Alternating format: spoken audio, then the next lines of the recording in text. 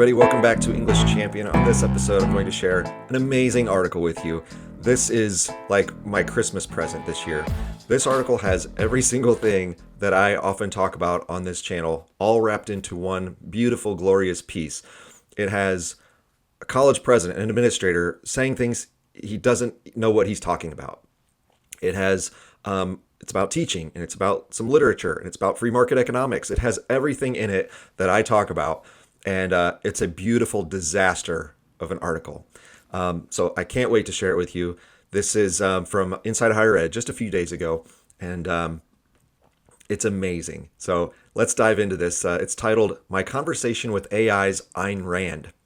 And the subtitle, "AI might help higher ed with its viewpoint diversity challenges." And this is by the president of Hamilton College in New York. I've never heard of that school.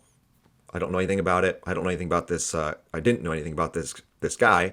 But I'm going to share a little bit about him with you as we go. So again, this is an AI article promoting viewpoint diversity. Okay, let's see what it's about. Here's what he says. Viewpoint diversity and artificial intelligence are two of the most widely discussed challenges facing higher education today. What if we could address these two simultaneously, employing AI to create productive intellectual friction across different political and philosophical positions? Okay, so the jump to AI as the solution to this, where it's like, well, if you have a viewpoint diversity problem, how about you just get different people with different views? Like, you could solve it from a human standpoint. Like, why are you going around the human element here and trying to use AI to address this problem? If you are concerned about viewpoint diversity, then you should advocate for other people from other views on your campus, or, to write things, to produce things, whatever. But you could do this with people. I don't know why AI has to be a part of this, but let's see what he says. Consider taking this approach. Whom do you ardently disagree with, philosophically or morally, but view as smart and rigorous in their analysis and arguments? I can think of one of my high school heroes, Ayn Rand, whose book, The Fountainhead, I initially regarded as a powerful affirmation of creativity and innovation without knowing much about her deeper political ideology. This summer, I decided to read her collection of essays on capitalism, which I suspected I would disagree with at a fundamental level. I have that book too. Then I looked at AI. Could I engage Ayn Rand's ideas through a large language model that would disagree with me, allowing me to experience intellectual friction with less at stake personally? Okay, a couple of things here in the back half of this paragraph. It's very strangely written. I don't know if this guy understood what he was saying when he wrote this. But first of all, the use of the buzzword intellectual friction is just like, we used to call that like normal learning. It's like that's called challenging yourself. We don't need a new name for it, intellectual friction. But this sentence is very important. I decided to read her collection of essays on capitalism, which I suspected I would disagree with at a fundamental level. Okay, that's fine. We should read people that we potentially disagree with. That's good. So what did he discover? What did he learn? What did he disagree with specifically? He never says that. The very next sentence within the same paragraph says, then I looked to AI. It's like, wait a second. You spent the summer reading her essays, and you're not going to tell us what you thought of them, or what you might have agreed with, or what you found particularly intellectually stimulating, or is there any point of agreement, even though you thought you were going to disagree? Like, how about you tell us that story? No. Then I looked to AI. Why? Why do you need the AI? You read her work. So why does the AI need to be involved in this? So the next sentence says, could I engage Ayn Rand's ideas through a large language model that would disagree with me? Well, it already disagrees with you. You have the book in front of you. Why do you need to do more of this? I don't understand. Allowing me to experience the intellectual friction with less at stake personally. Okay, one, that's not the point of reading. I just did a whole series on Mark Edmondson's book, Why Read? And in that book, he talks about when we read, the whole point of reading, especially when we're dealing with these ideas that could apply to our real lives, it's to put everything at stake. You need to give your all to the material you're reading and actually be open to letting it change your life. But instead, you went into it going, well, I already know I disagree with this person, and so let me see if I can figure out all the ways I hate them. That's basically what you did here. And so you wanted to go through this exercise, I guess, of having a conversation with the AI, but you could have already done that yourself inside your own mind with her book. You could have seen her points where you disagree with them, and you could sit and ponder them, Or better yet, you could find another person who's even more knowledgeable about her work than you are, and you could engage with them. And you could say, hey, I just read this book over the summer on Ayn Rand's capitalism philosophy, and I know you're a free market capitalist person too, who is a fan of Ayn Rand. Hey, I had some questions about it, and I was confused about this area, and I disagree with her on this. Like, what do you think about this? What is there anything that I'm getting wrong, or can you clarify this idea for me? Or I didn't notice. I noticed she didn't bring up X, Y, Z. What do you think she would say about that? Like, you could do this with a person. That's called being a human being and called learning. Like that's your viewpoint diversity. You get it from her herself because we have her words actually written down. There's also a million interviews with her on YouTube. You could just go watch some. Or you could actually talk to a human being who already has these views and thinks about them more deeply and carefully than you will, because after all, you went into this already disagreeing with her, and actually have a conversation with a human being. And now you can maybe develop a friendship with someone who has a different viewpoint than you. Wouldn't that be cool? Well, no. Instead, you want to sit behind a screen and pretend you're engaging with her and her ideas without actually having to do it. And after all, because you want less at stake. Why would you want anything to be low stakes? This is your knowledge. This is your life. This is what we're trying to communicate with students. This is what's in Mark Edmondson's book. Like, if you're going to take the time to read something, put yourself on the line. Actually allow the opportunity, maybe, for it to reach you, for it to change your life. Because if you're going to go into it closed-minded, what was the point of it in the first place? You clearly don't care about her ideas. You already have built-in potential counter-arguments, and you have your own bias against it. So why even read it? Well, if it's to understand that view and to actually potentially allow it to be transformative in some way, okay, that's great. But you didn't do that. You just read it for the disagreement part of it, and then you completely sidestepped the human part that you could participate in and sat behind a screen and typed some answers. Okay. So what was this conversation like? Let's see what he and the AI version of Ayn Rand had to say. He says, I began my conversation with the chatbot Claude 3.5, asking it to play the role of Ayn Rand by addressing her core argument. Capitalism is the only moral system because it honors the rights and liberties of every person to reap the benefits of their own creativity and effort without being coerced to give up some of what they have produced to benefit society. Here's how it went. All right, so this is very interesting. When you are able to summarize one of her views, which, this is in one long sentence, this is a fine basic summary of Ayn Rand's philosophy, regarding capitalism anyway. So you're already doing it. You're already playing the role of Ayn Rand. And that's good. That's what you should be doing. That's what any reader should do. As you read, you should be summarizing to yourself the core arguments that person is making, and you should actually adopt them for yourself for as long as you can, at least while you're reading the book, and maybe even for a while after, to actually let it affect you, let it sit with you, let it possibly influence your views going forward. That's how you actually engage with books. So he's already doing this.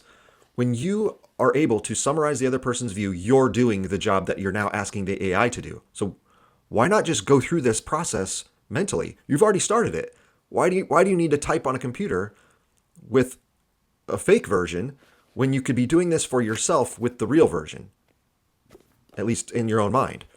So I don't understand why you'd want to do this. You already understand her argument. So why do you need to go through this exercise? All right, well, here's how the conversation went. In your version of capitalism, he wrote to the AI version of Ayn Rand, how do humans/societies decide to produce something bigger than anyone could do alone? Okay, I don't know if he's sort of playing a little game here, because this first question is so elementary that someone who's the president of a college should already know the answer to this. I mean, I talk about this in my course on economics for kids, okay, because it's so basic.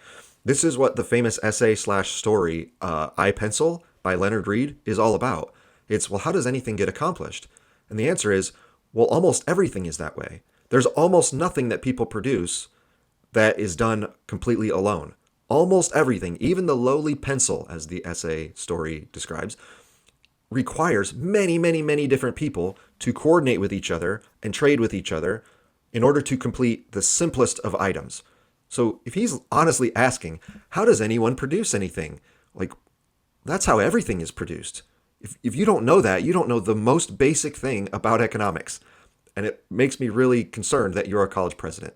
Like this is fundamental, like high school intro to econ stuff. So the fact that he's asking this question again, maybe he's playing a game and he's like, well, let me start at the low level and I'll work my way up in my conversation with her. But like, if you've actually read this book, there's some dense stuff in here, and it's look at that tiny writing. It's pretty thick stuff. Like you would be beyond this level, and if you're halfway intelligent and know anything about economics, especially capitalist economics, you wouldn't start there. So this question is very strange. It's very elementary, and if this is legit, it means this guy doesn't know the first thing about economics. And if you're about to tread into a discussion with Ayn Rand and you don't know the first thing about economics, you are in big trouble because she's way smarter than you if this is what you're asking. He continues, what if sending someone to the moon could never be coordinated through independent voluntary contracts and instead requires some larger entity like a government to coordinate and incentivize? If democratic citizens vote to have the government organize a mission to the moon, why is that coercive? Whew. Okay, again, this is pretty basic stuff. This is high school intro to government kinds of stuff where it's like, well, do you know what rights are? Like, we need to define what our rights are because you can apply this to anything. If you say, well, we need the government to organize this project, it's like, well, okay, where are you getting money for that? Well, you're either borrowing it from some other country, which is not good, you're printing it, which is really not good, or you're stealing it from me, which is really not good for me. So, like, how is the government getting this money exactly? Well, you're taking it. And so that's the coercive part. You're forcefully making me contribute money to your little project. Even if it's something cool like going to the moon, you had to force me to give money to that. Well, what if I didn't want to? Or what if individuals could have come up with a way to get to the moon that didn't require the force of government? Like this is pretty basic stuff. And he's going to talk about democracy. It's like, do you actually believe in democracy? Because democracy is about letting free people make their own choices. And when you forcefully take resources from your citizens, you're not letting me make my own choices. So that's not democracy. So this voting thing, again, this could apply to anything. Where it's like I have four televisions in my house. Okay. Well, obviously there are people with none or people with just one. What if everyone got together in Congress and voted that you should come to my house and take some of my televisions away? Because that would be better for the general public. Well, why don't you do that? Because that's my property. I own the television. And same thing with any money that I've earned by working for it or trading with someone for it. That's my money. And so when you take it forcefully, that's the coercive part. So it's so weird that, again, this is a very basic argument. And kind of couching it in this idea, well, that's democracy. If we vote to do it because it's for the greater good, then it should be okay.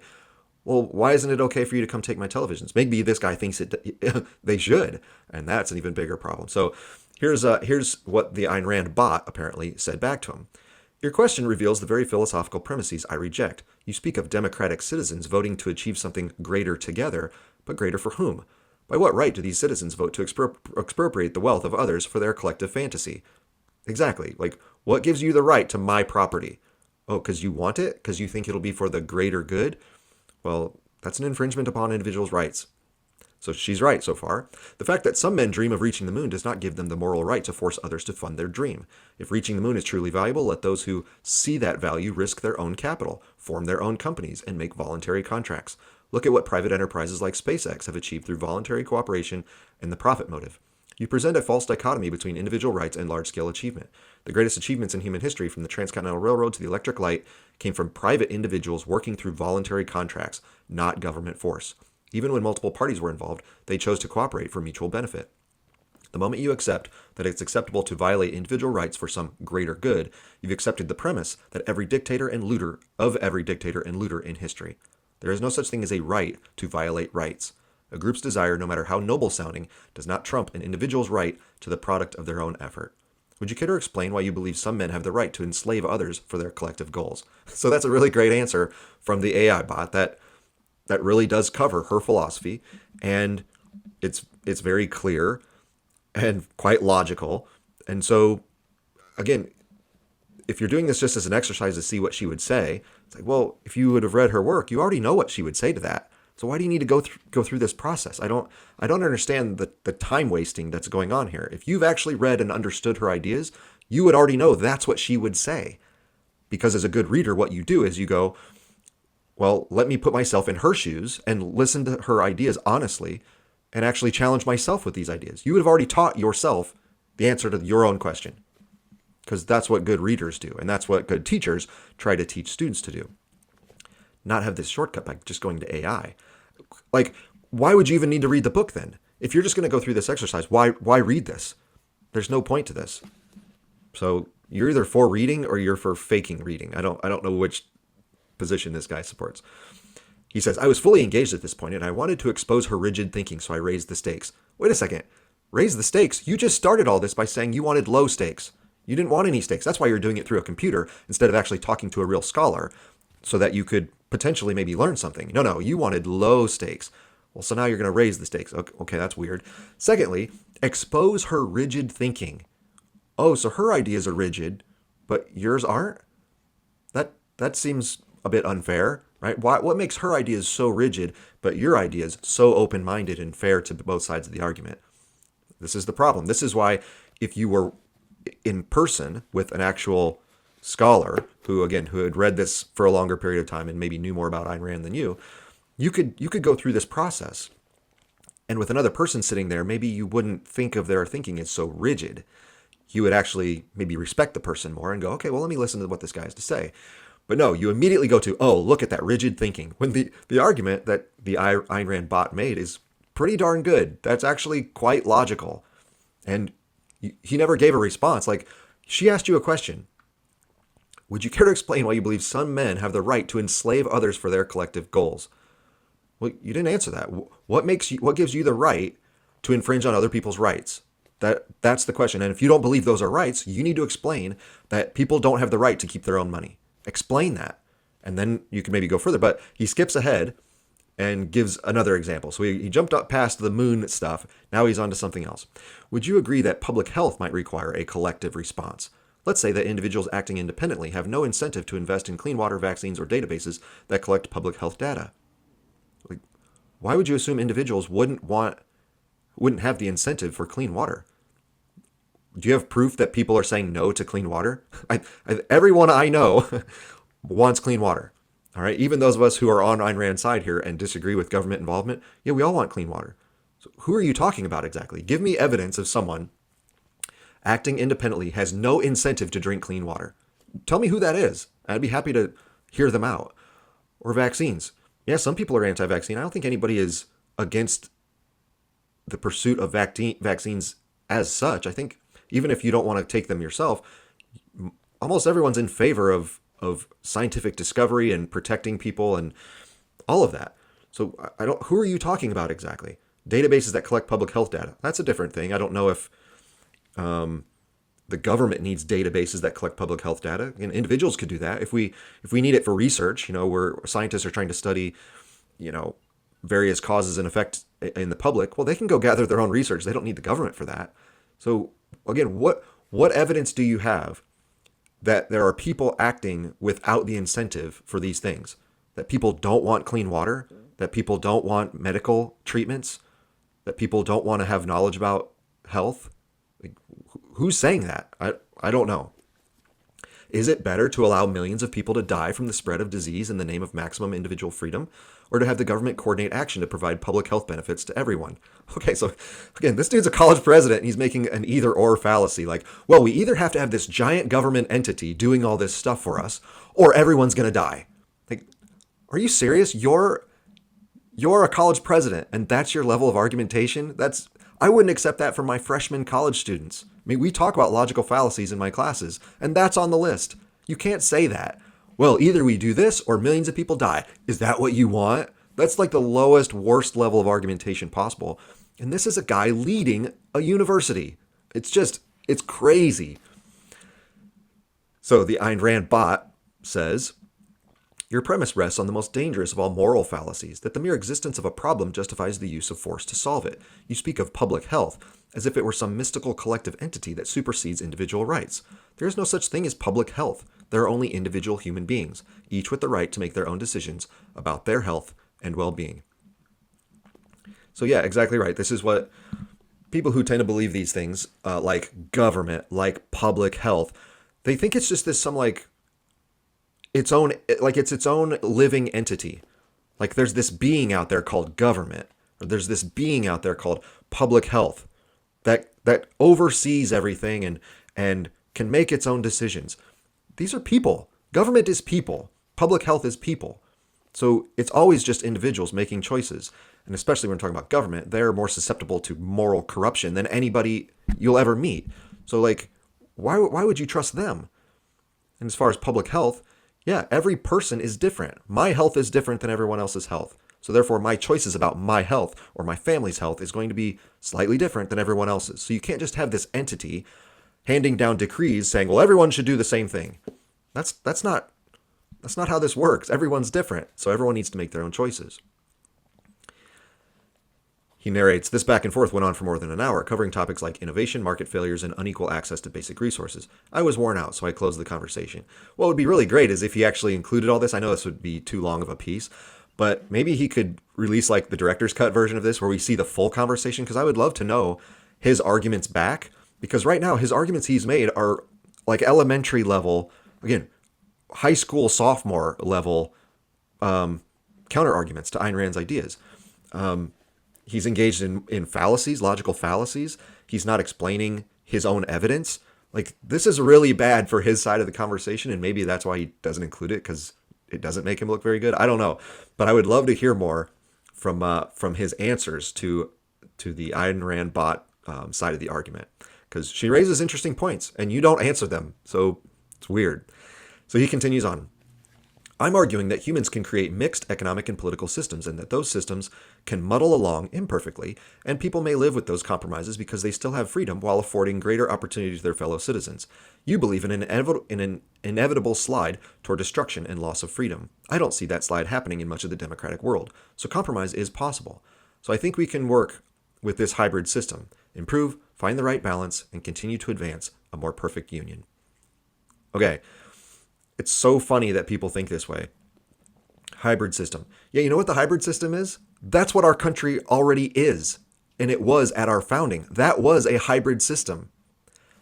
Like, look at the difference between the Federalists and the Anti-Federalists. That's the hybrid compromise that we came up with, where we said, look, here are some people who want maximum individual freedom, kind of like the anarcho-libertarian kind of view of how we should live.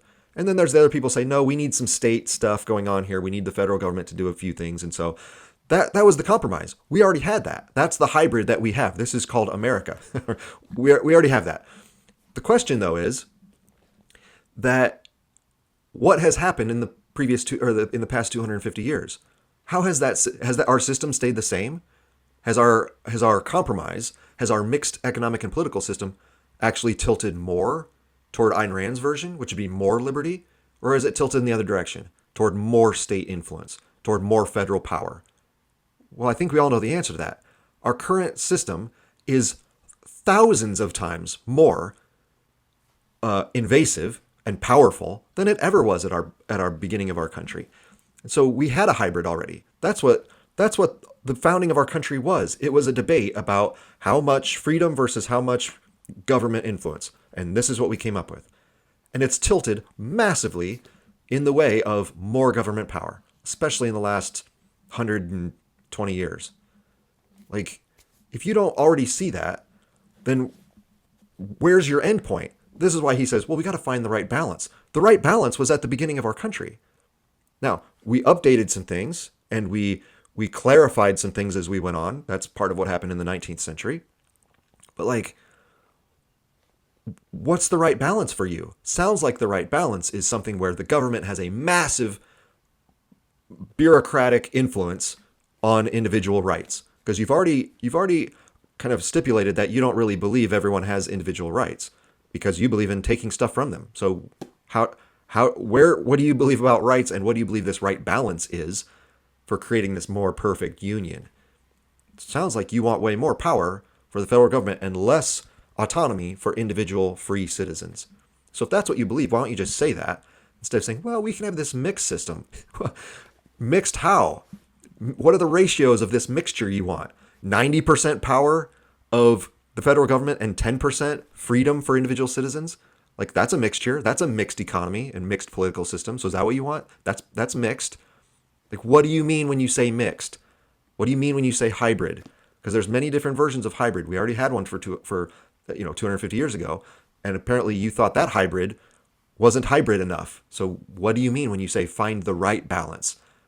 Well, it sounds like it's more power to the federal government. And then Ayn Rand made her final summation. You want me to acknowledge that reality has not matched my darkest predictions, that humans have found ways to maintain significant freedom and progress despite what I see as moral compromise. And you argue that evidence matters, that decades of relative prosperity and innovation under mixed systems deserve consideration. I cannot and will not concede the fundamental moral principle, that force is force, whether applied by a dictator or by a democratic majority. Your muddling along is built on a fundamental contradiction that I believe must eventually resolve itself, either toward freedom or toward force. That's exactly what I just said. Like, we've always had those two sides in struggle with one another. So which way is it going to tilt? Well, as I just said, for the last 250 years, it's tilted way to the side of force. We're less free now than we ever were. So how much further do you want to go exactly? Because he just said, well, we can still be free. Yeah, how much? How free though? What's your definition? What's your standard? What's your level at which you go, well, that's too far? Because some of us would say, yeah, we passed that a long time ago. So we need some clarity from this guy's views. So here's how he wraps it up. I was impressed that the bot could articulate Rand's core arguments, impersonate her direct writing and speaking style, question my own logic. Well, give me an example of where she questioned it and you responded by going, you know what, Ayn Rand AI bot, you're right. That was a bad argument on my part. Let me clarify what I mean. Well, you never show us that. That would be helpful so we could see your process here. Provide specific examples, reason beyond the time and place of her original writing, and offer creative analogies. When pressed to explain the economic success of today's welfare capitalism, she responded, you are celebrating reaching the second floor while I'm pointing out that we could have built a skyscraper. This was one of the most intellectually engaging 90 minutes I've spent in a long time. The success of today's welfare capitalism. Okay, so welfare capitalism could mean a variety of things. Often it's employed with, or it's referred to with employees, and where workers are granted, especially by law, certain rights, they might say, so that they're better taken care of. All right. So he believes that we could have capitalism, we could still have companies doing what they do, but there needs to be government rules that force them to also take care of people socially in better ways. It's like, okay, yes, that's one option. However, these types of people, they kind of ignore their own existence. They don't understand what they've done in their own life, okay? So if we want to talk about welfare capitalism, all right. So companies should look out for their employees better so that everyone's healthier, everyone's safer, everyone has a living wage, they would say. Okay, fair enough. This guy makes approximately $1 million a year. It's hard to tell because their latest tax records haven't come out yet and he just got hired at this college, but the previous president made $1 million a year, okay? So I'm guessing he's making at least that since he's the new president. Okay, welfare capitalism, really? Okay, so you could, with your $1 million salary, bestow more benefits onto your own employees. You could pay your staff better. You could hire more faculty. You could take care of the school and, by extension, your students, who you should care most about, right? By demonstrating this welfare capitalism and saying, you know what, I'll even take a high-end salary. I'll make $100,000. Well, that would leave $900,000 that you were going to pay me, and I'm going to distribute that to the janitors and to the groundskeepers, and we're going to hire more faculty so that our students have a nicer school and they have better teachers, and that's where I want the money of the school to go. So I'm going to be generous and use, even though I earned $100,000 for my participating in this capitalist process, I'm going to show welfare to the people below me by not accepting that high of a salary and actually caring about the people below me and about the education we could provide for our students. Oh, but I bet he doesn't do that, though, does he? So for him, he doesn't believe in welfare capitalism. For him, he believed in, well, I should get the highest salary I can possibly negotiate. I'm sure that's what he did. And the school willingly went along with it. So there was no government influence that said college presidents should make $1 million.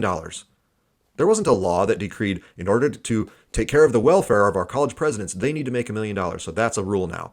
And so the school went, okay, we have to hire you at this amount. No, the school felt, here's what we think you might be worth, which is insane. And you said, here's how much I want to be paid. And you reached an agreement called capitalism. And that's what you get paid now. There was no welfare part of it. That was just groups of people, you and the board, having a negotiation and deciding what you thought was fair for both of you. That's called capitalism. You didn't need the welfare part of that, but you think other companies or other institutions do. And in fact, if you believe in it so much, you could incorporate it for yourself, but you don't. You took as high a salary as you possibly could, and you're not taking care of the people below you because you believe you've earned that money. But anyone else who believes they've earned their salary, oh, they're just evil and greedy and they're not taking care of their fellow citizens. It's like, yeah, this is the problem with people who think this way. You never apply these pieces of logic to your own life. You never work through this for yourself. You just say, government should do this. That's for other people. Me, I should still be able to do what I want, but we need this for other people. Well, your argument doesn't make any sense. So this Ayn Rand bot is kind of calling you out on a little bit like, yeah, you think this is the best you could do? Our economy could work so much better if we had more free exchange because it worked for you. What if we all did that? What if we all had the freedom to exchange with our possible employers and sell our work for an income we thought was fair or that we thought was of value? Well, we all could do that because after all, you did it and you're making $1 million. So what if we all did it? Maybe we could be better off and maybe our economy would function better because employers, because now they're faced with all these negotiations, might have to actually pay more. And maybe if people undercut it, well, at least that production would get done and now we'd have more stuff and then things would get cheaper because we'd have more of it. And then we could, even poor people could buy stuff because it would all be cheaper now. And like, maybe we all could benefit from this. Well, you did, but you won't let anybody else because you believe in the welfare part of the capitalism. So yeah, like this guy's logic is just, it's so naive. And again, it's kind of like how a high schooler would argue. It's very strange. I wanted to check my reactions against the wisdom and judgment of one of our philosophy professors at Hamilton College, so I sent the entire exchange to him. Why not send it to one of your free market capitalist economics professors? That's who you should have sent this to. If you wanted actual feedback on how this conversation went, you would have given this to someone who's from the Mises Institute or someone else who's a follower of Milton Friedman or Thomas Sowell or like someone who believes in the free market. Send it to a person with that background, that philosophy. To one of your philosophy professors, you should send it to an economist because after all, you read a book about capitalism. I know that's also a philosophy, but from a practical sense, this is about our economic system. So that's who you should have given it to. Well, what's this person say? He noted that the AI bot argued like a robot and relied too heavily on rhetoric rather than sound argumentation. Oh, the AI bot had a problem with argumentation. Did you read the president's side of this? That's the problem with the argumentation. And relied too heavily on rhetoric. You don't think the president's side of the conversation was relying on rhetoric? Of course it is. It's a written document. If it's going to rely, that's part of what communication is. There's part rhetoric in it. And again, he never says to the president, well, actually, you're using some inappropriate rhetoric here. You're not using good argumentation. So your side of the conversation could have been better. Well, he doesn't include that in his little essay here, does he?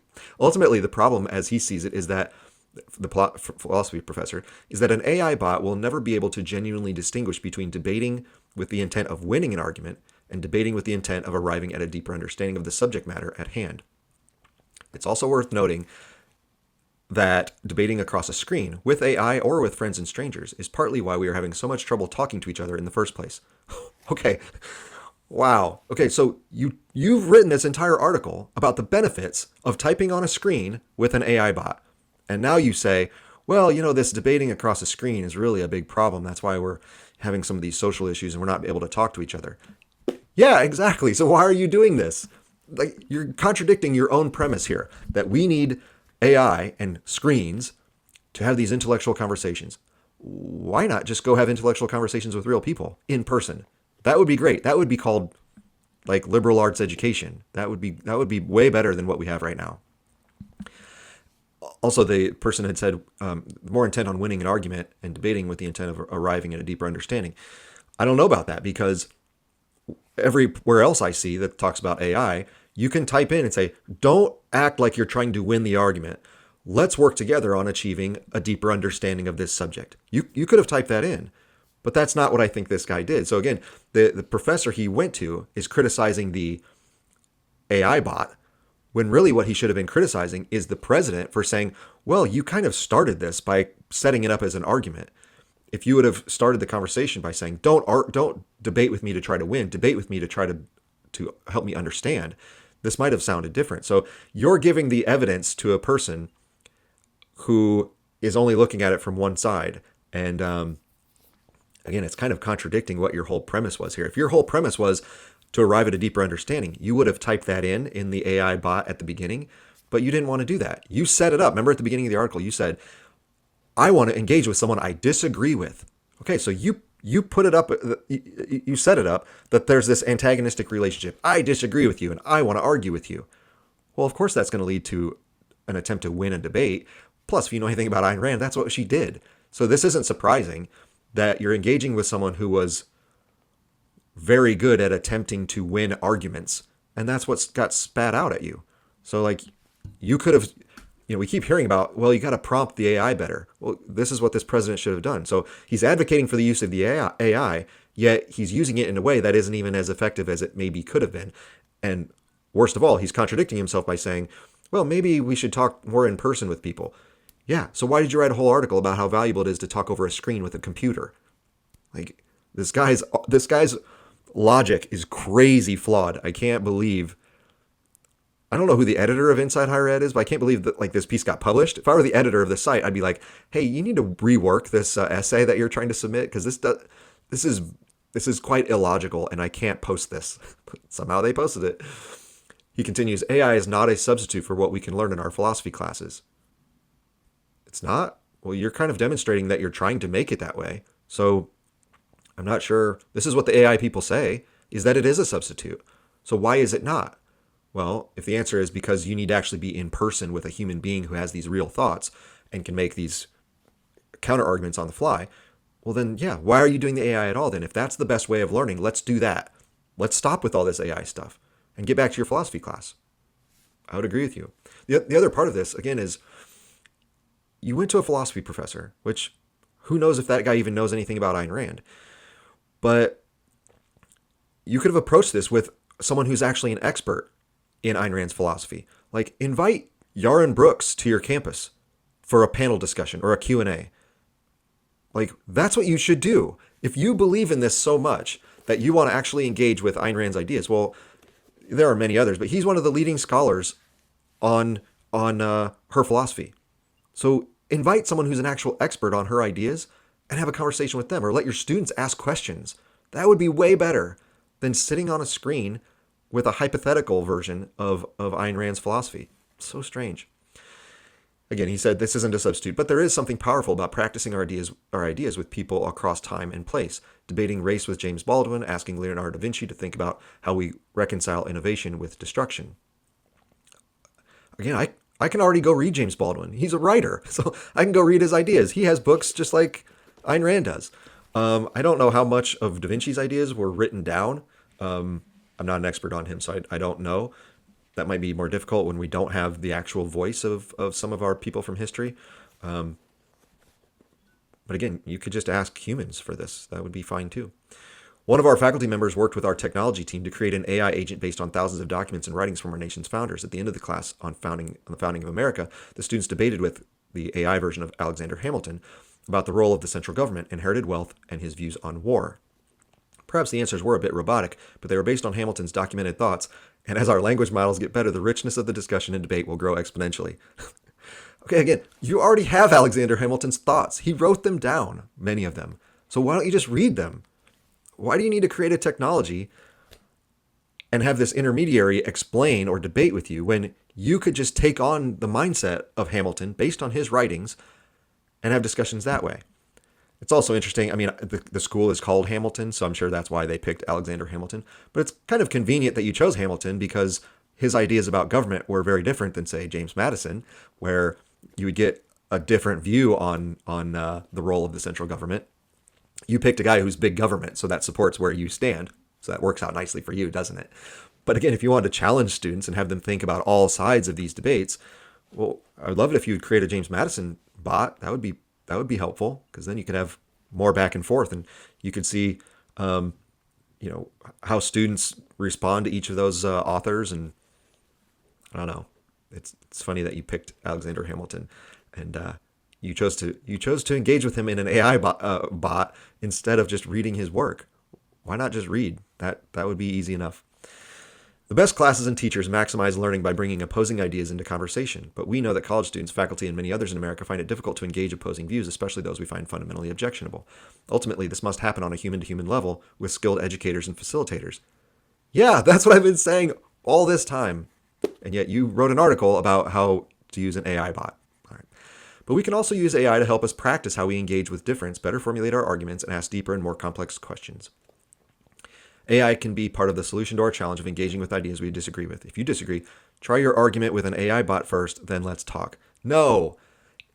That's the problem. If your first thought about disagreeing on an issue is to go to the computer, like you have everything backwards. Your first thought about another person's ideas, if you read them or you listened to them, however you took them in, is to talk to another human being about it. If you can talk to that person, great.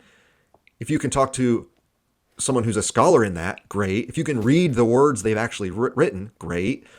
Like, why do you need to go to AI for this? I don't understand this. The problem also here is the best classes and teachers. Okay. I looked as far as I could into this guy's bio.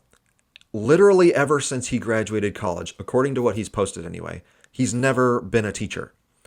From the moment he graduated college, he got involved with these like project and policy initiatives. So he's a 100% administrator his whole life. From what I can tell, he's never been in a classroom before. Okay? Now, if he has, and I missed that somewhere along his resume, then that's interesting that he doesn't include it, but that's what administrators do. Like, they don't care about the classroom. And so when they post their resumes, it's always like dean of this and a vice president of that. Like, they completely skip over the fact that they were a faculty member for 10 years because to them that doesn't matter. So if he were a professor, maybe he didn't put that on all the bios I've seen of him in the resumes. But again, maybe that would show that he doesn't care about teaching anyway. But here he is offering, here's what good classes and teachers do. Well, let me tell you what a good class and a good teacher would do. Okay, when encountering any text, could be a philosophical economics text, could be a literary text, doesn't really matter. And this is what I've just been talking about for 31 weeks or for 31 episodes of my Why Read series. What you do, first of all, what the teacher has to do, as Edmondson talks about in that book, is you become the advocate for that philosophy. So if you're teaching a class where Ayn Rand is one of your texts, you, after reading with the students, you hold, or you give your lectures or you hold a discussion or whatever, where you are basically Ayn Rand for that class or for that week or for that semester, however long. You have to play the role of that author. Okay? That's what good teachers do, according to Edmondson, and I agree with that. You have to be an advocate for that position of that author, even if you disagree with it. Your job is to make the strongest case possible for that author. Then, that can challenge the students to, if they want to disagree with that, that's fine, but at least now they're arguing with somebody, both in text form, and in human form, because you're now the representative of that philosophy. They're doing it live and in person. And there's a face and a voice to it, okay? Then you can poke holes in the student's logic. You can provide examples that come from the text, or you can come up with your own to try to make the strongest point you can for the author. Or if you don't want to do that, if you want to jump right into an assignment for students, you have the students do that. You have the students write an essay. And you say, we just finished reading Ayn Rand's book on capitalism, her essays.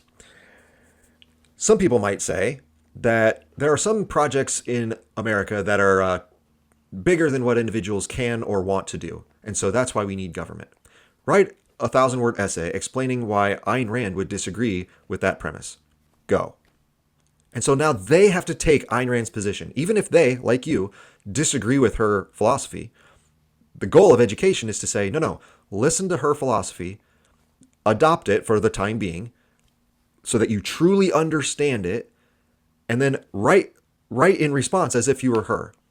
Act like her for this essay.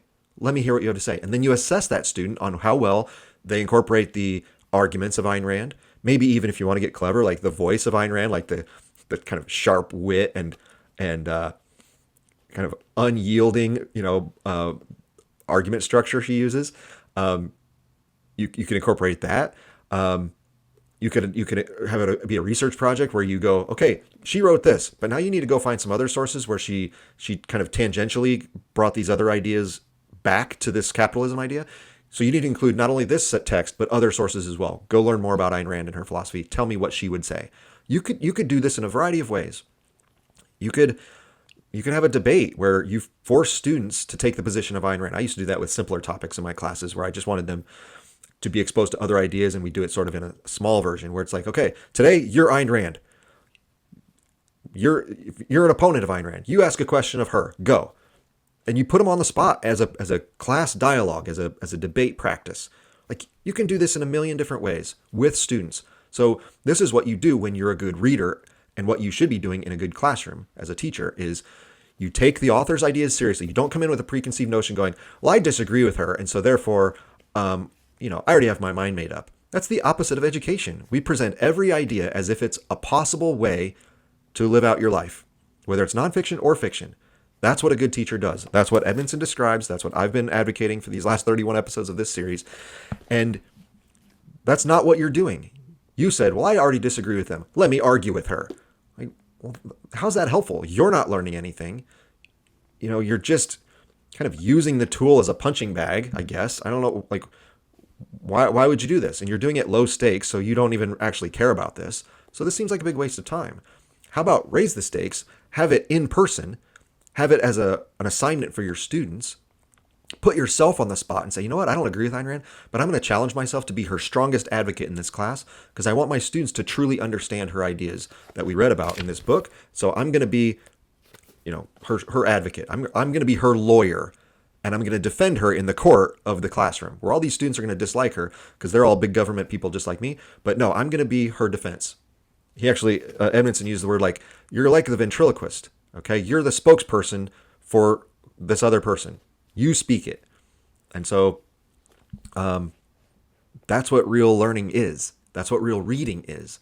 But this gentleman is trying to take a shortcut and go, well, I don't really want to talk to people. I don't really want to be challenged. I want to keep this low stakes. I don't want to actually bring in an Ayn Rand scholar and have to actually debate them. I'm just going to do it through a screen because, after all, I can say whatever I want. I don't have to listen to this computer if I don't want to. And I get to always just have my mind made up, and I get to feel good about myself. And I can say I practiced and I went through this exercise of debate, but it didn't really matter. After all, there's no person there, so who cares? Whatever. This was just for fun. Well, I'm all for having fun, especially with texts. That's cool, but like, you could do so much more as an individual or as a teacher. This could be way better. So, this is kind of how administrators think, though. Like, for them, and they go, oh, well, we have viewpoint diversity problems. And they go, oh, let's just use AI to do it. That'll give people viewpoint diversity. It's like, no, you're just looking for a shortcut. That doesn't actually solve the problem. What you should be doing is looking for the best way to work on that problem. Well, the best way to have viewpoint diversity is actually invite those people in. Invite their books into your classroom, and better yet, if people are alive and accessible, invite the scholars in to talk about it with you. Let them be your AI and actually have a dialogue with them. That would be way more productive. You could show that to students. You could have them participate, and then it's real, and then there are actual stakes. And then you wouldn't be faking your way through like, I'm pretending to solve a problem because I sat down at my computer for an afternoon. Like, no. Hire people with different viewpoints.